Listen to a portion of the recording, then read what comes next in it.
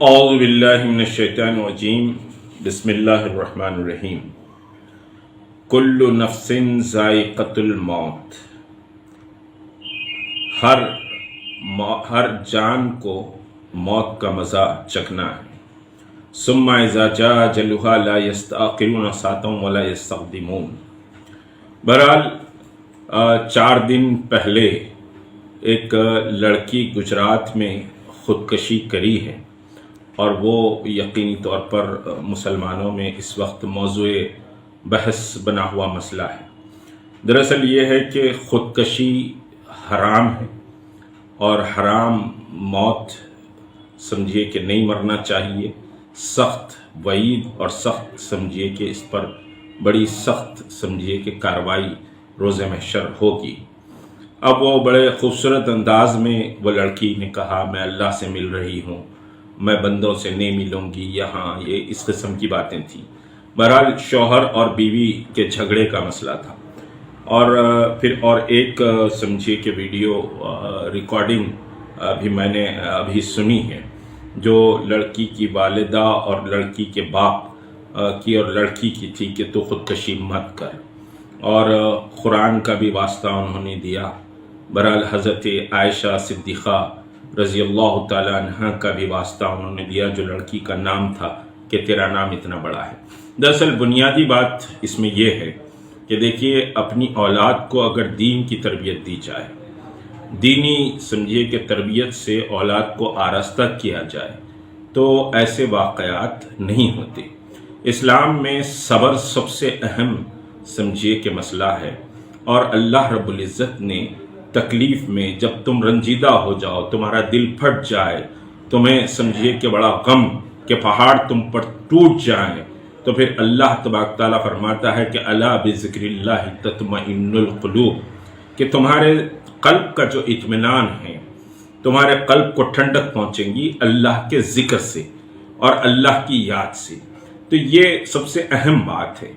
اور یہ کہ سمجھے انسان بے چین ہو جاتا ہے، بے قرار ہو جاتا ہے، اس کو صدمے میں مبتلا ہو جاتا ہے، تو اللہ سے شکایت کرنے لگ جاتا ہے، وہ بندوں سے شکایت کرنے لگ جاتا ہے کہ اللہ کو میں ملا کیا، اللہ مجھے نہیں دیکھ رہا ہے، نعوذ باللہ من ذالک، اللہ کو ہم ہی ملے کیا۔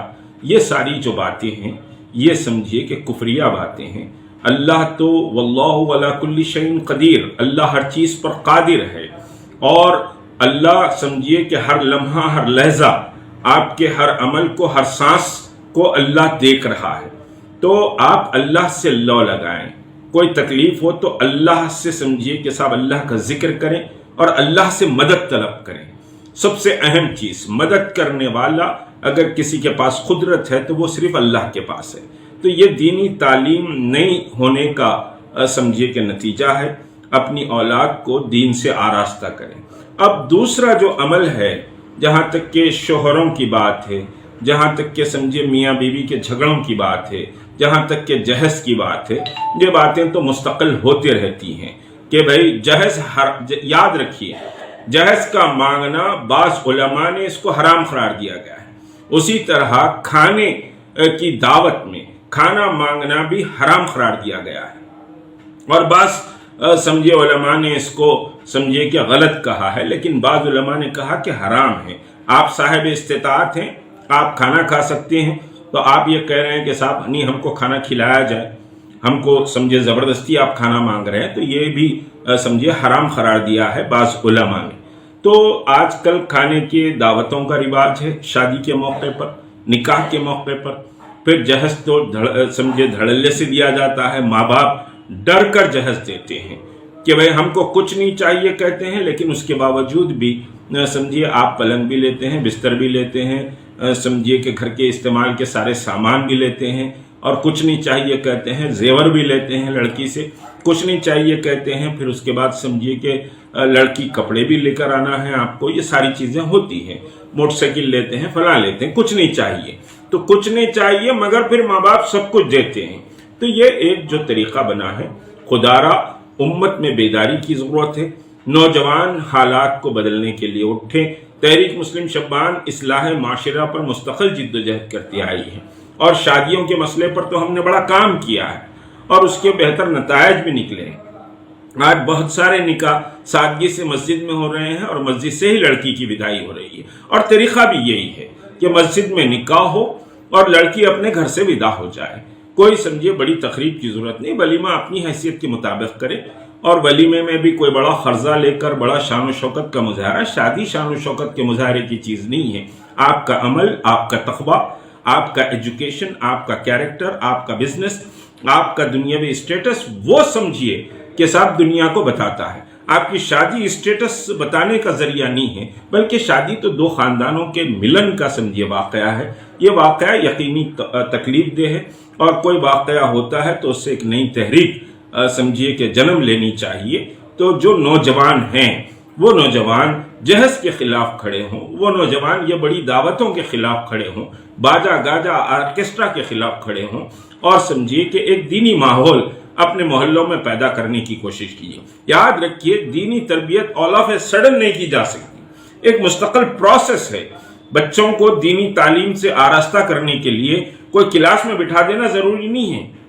ماں باپ اٹھتے بیٹھتے چلتے پھرتے بچوں کو ایک عمل کے تعلق سے ترغیب دیتے جائیں، اور پھر اللہ سے رشتے کو مضبوط کرنے کے لیے مستقل سمجھیے ان کو بتلاتے رہیں، تو یہ ایک تربیت کا سسٹم ہے۔ اور تربیت تو آج ایسا عالم ہے کہ بھئی ٹی وی آن ہے، بچے چوطرف بیٹھے ہوئے ہیں، کھانا چل رہا ہے، کوئی سمجھیے کہ ساتھ بھی کھانا نہیں کھا رہا ہے، فلاں ہے۔ بہرحال ماحول تو پورا سمجھیے کہ غیر دینی ہم نے اپنے گھروں کا بنا لیا ہے۔ تو دین کے لیے کچھ بیٹھ کر ایک کلاس ہونا بھی ضروری نہیں ہے، بلکہ چلتے پھرتے اٹھتے بیٹھتے بچوں کو دینی تربیت اور دینی باتیں بتلاتے رہیں، اور اللہ پر شاکر رہنے، اللہ کے فیصلوں کو ماننے اور صبر کرنے کی تلقین بچوں کے اندر پیدا کی جائے، تو سمجھیے کہ ایک ہجانی کیفیت، ایک ٹینشن والی، ایک اسٹریس والی کیفیت جو آج کے معاشرے میں ہے، وہ اسٹریس والی کیفیت نکلے گی جب اللہ پر یقین اور اللہ پر شاکر آپ رہیں گے۔ یہی سمجھیے کہ بہرحال اس واقعے سے پیام ہے، ہم اٹھ کھڑے ہوں ان سمجھیے کہ برائیوں کے خلاف، تو اللہ رب العزت سمجھیے کہ ہم کو بھی رسول کریم صلی اللہ علیہ وسلم کے دیدار سے نہ صرف مشرف فرمائے گا، بلکہ اللہ کے رسول صلی اللہ علیہ وسلم کی شفاعت سے بھی ہم کو بہرور فرمائے گا۔ بہرحال اپنے گھروں میں دینی ماحول کو پیدا کیجیے اور بچوں کی تربیت کیجیے تاکہ بچے حالات کا مقابلہ کر سکیں، اسٹریس میں نہ آئیں۔ یہ سب سے بڑا مسئلہ اسٹریس کا مسئلہ ہے کہ آپ حالات سے مقابلہ کرنے کے لیے تیار نہیں ہیں، کیونکہ آپ اللہ پر اتنا توکل نہیں کرتے، اسباب پر توکل کرتے ہیں۔ بندہ مومن اسباب پر نہیں، اللہ پر توکل کرتا ہے۔ السلام علیکم ورحمۃ اللہ وبرکاتہ۔